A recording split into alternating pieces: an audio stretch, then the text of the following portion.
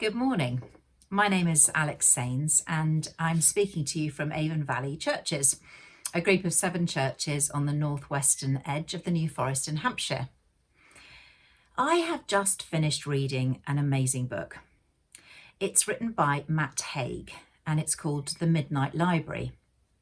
It's all about a woman called Nora who doesn't want to live anymore and attempts to end her life at 35. It's basically a story about her regrets in life and what her life could have been like if she'd made different choices. I'd like to read you a short extract from it, and then I'd like to talk to you about why this book has had quite an impact on me. Nora had always had a problem accepting herself. From as far back as she could remember, she'd had the sense that she wasn't enough. She imagined now what it would be like to accept herself completely. Every mistake she'd ever made, every mark on her body, every dream she hadn't reached or pain she had felt, every lust or longing she had suppressed. She imagines accepting it all, the way she accepted nature, the way she accepted a glacier or a puffin or the breach of a whale. She imagined seeing herself as just another brilliant freak of nature, just another sentient animal trying their best. And in doing so, she imagined what it was like to be free. I won't tell you what happens in the book, but I would highly recommend it, especially if you've ever experienced depression or lived with someone with depression. And that brings me on to why this book has had quite an impact on me. I've had one instance of depression in my life about 25 years ago, but I now have over 20 years experience of living with someone with chronic clinical depression. And so it's a subject that is very close to my heart. Brian was first diagnosed with depression in about 2001.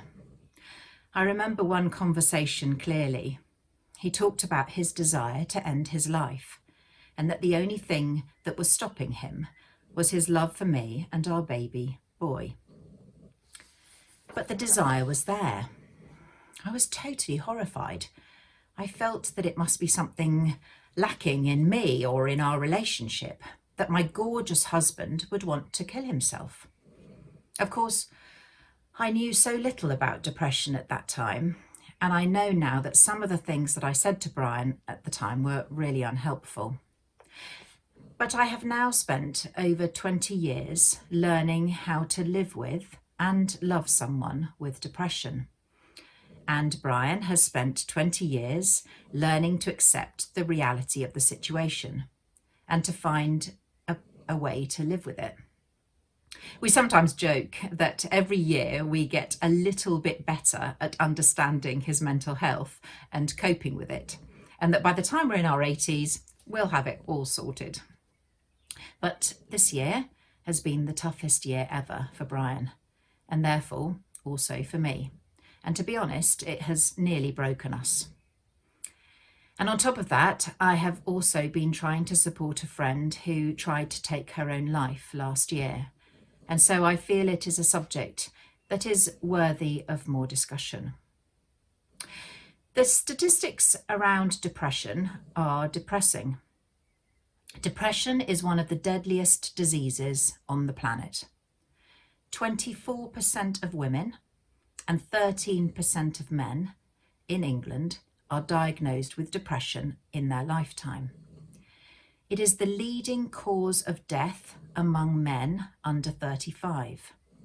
And men are 3 times more likely to kill themselves than women.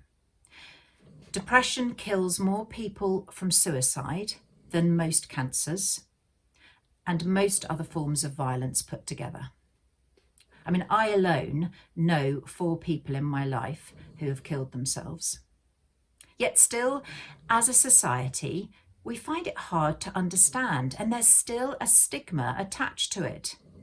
But maybe if we talk about it more, it can help us to understand and to comfort and maybe to give hope. And boy, do I think we need to do this. So, what is depression? Well, let's start with what it's not. Depression is not feeling a little sad. Depression is not a weakness that can be made better with a change of attitude. Depression is not a choice that people make. Depression actually looks different to everyone. Pain is felt in different ways, to different degrees, and provokes different responses. People with depression often have chemical imbalances in their brain, and their depression is not their fault. There's a very good video that the NHS uses to describe depression, where they talk about it being a black dog that comes to live with you. I really recommend this video. It says having a black dog is not about feeling sad or blue.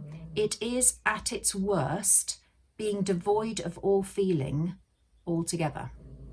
This black dog makes you feel empty and old and ruins your appetite, makes it hard to do anything. And you're so worried about the stigma of the black dog that you invest huge amounts of energy to cover him up, which is exhausting.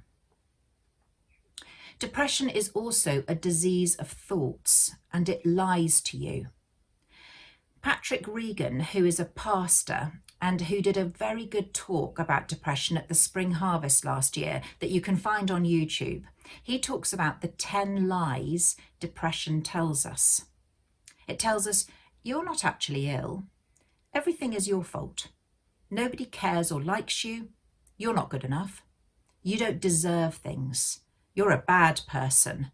You should be quiet. You're a burden. You don't deserve help. There is no hope. But depression isn't a lie. It's very real to the person experiencing it. And these lies are very real. I hear them all the time. One of the symptoms of depression is to see no hope, no future. The tunnel has no light. It is blocked and you're inside it. And so another symptom of depression is unfortunately suicide or suicidal thoughts. Matt Haig talks very movingly about his thoughts of suicide in his book, Reasons to Stay Alive. He says that even though someone may have suicidal thoughts, the fear of death remains the same. The only difference is that the pain of living has increased.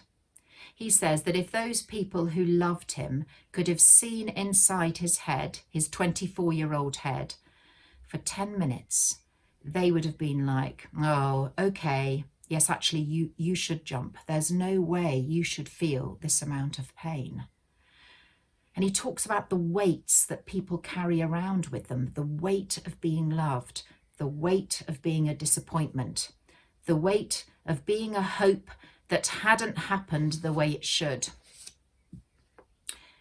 The ironic thing about many people with depression is that they are often really strong, amazing people. I've often said to Brian that it is hardest on him because he worries about what other people think and how they feel.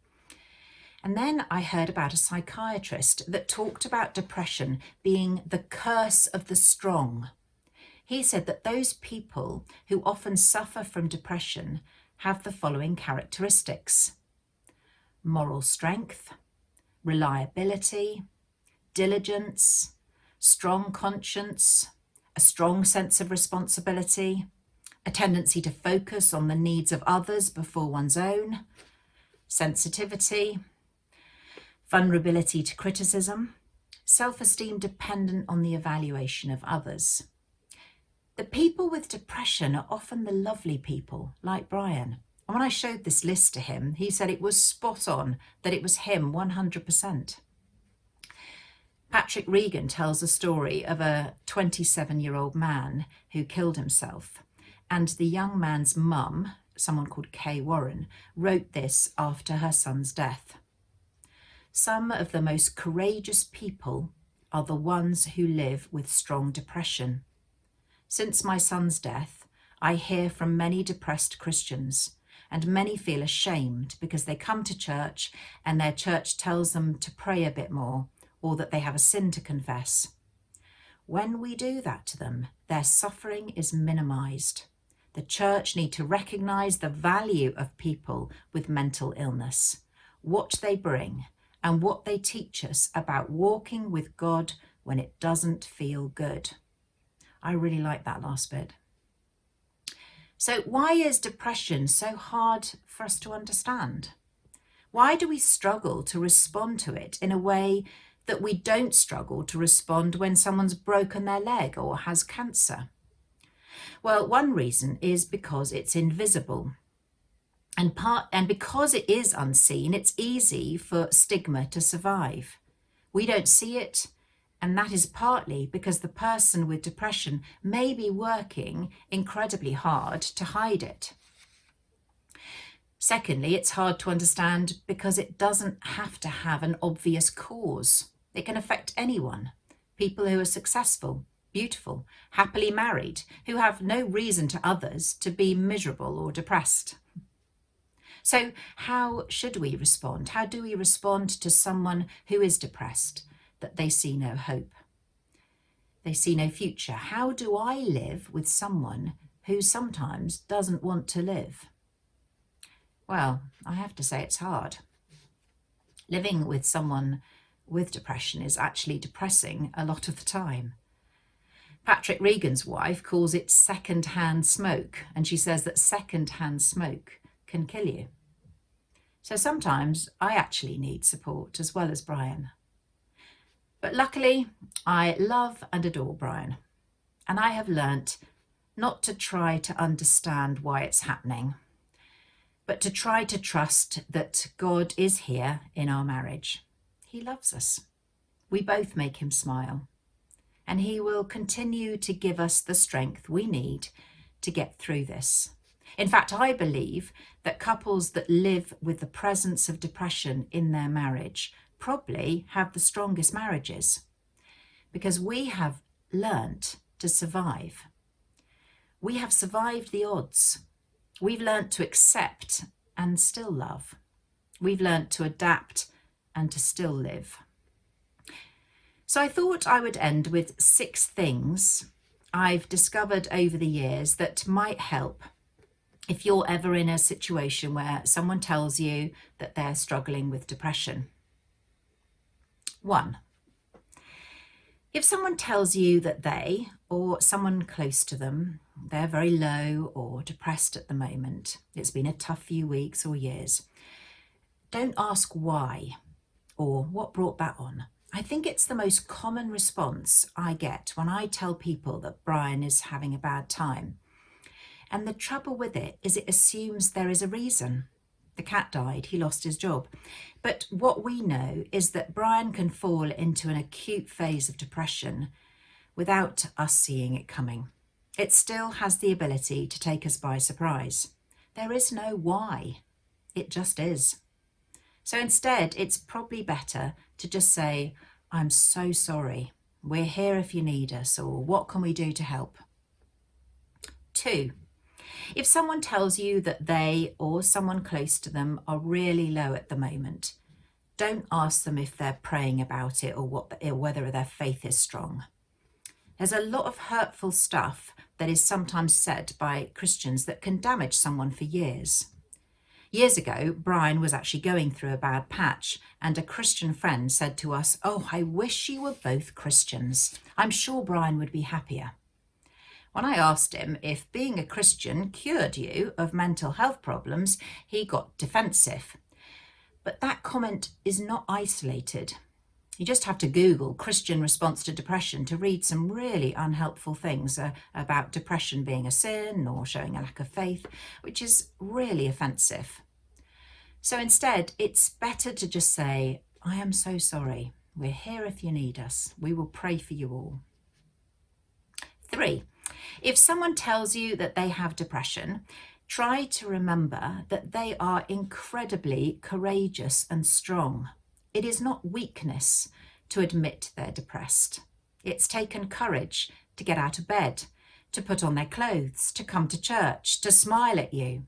They are showing us what it means to walk with God when life doesn't feel good. 4. If someone tells you they have depression, Don't try to help them see the light at the end of the tunnel. That is often not what they want to hear. And don't try to help them see all their blessings. But you have a lovely wife, home, head of hair. You see, in the depths of their depression, their tunnel is blocked. And there are these huge barriers that can't be moved. They feel immobilized by anxiety, dread, the weight of it all. And it doesn't help to remind them of what others see as blessings in their life.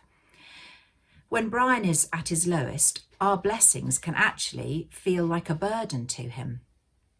And there's no reasoning with him. He's in the tunnel and it's blocked and black. Brian hates it when I try to problem solve something for him. So instead, it's sometimes better to just listen to where they are, what is in their tunnel. Maybe help them to stop, to breathe, maybe look around for a minute, but try to not add to their burdens with things that they don't need to hear or decisions they don't need to make. Help them to find a way to travel light. 5. Do not underestimate the effort that someone with depression makes to hide their depression. So just because you don't see the depression in someone, it doesn't mean it's not real. In fact, the more that the depression is hidden from you, the more effort it's taking, and the worse the impact. Take Brian. Most people love him. He's such a kind, funny, lovely man, lovely to talk to, lovely to be around. But I see the impact of his efforts. I see the Brian that has to go to bed or to a darkened room to recover after a short period of socialisation. At his lowest, he cannot tolerate people at all, including me. At these times, I've learnt to try to live around him, not with him. To be quiet and to only talk to him if he has the capacity to listen. 6, and finally, a short one. Don't underestimate the need and capacity for sleep. When Brian is low, his ability to sleep is astounding, even if it is at all the wrong times. Let us end with a short prayer. Jesus said, "Come to me, all you who are weary and burdened, and I will give you rest." Dear Jesus, when all is darkness around us or around those people we love, we pray for the sense of your presence, your love and your strength. Help us to fix our eyes on you and have faith that you go before us and you are with us. You will never leave us nor forsake us. Help us to relax into your healing arms and to take refuge in the knowledge that you know us and love us completely. Amen. I do hope you found some of that useful, and I look forward to seeing some of you again soon.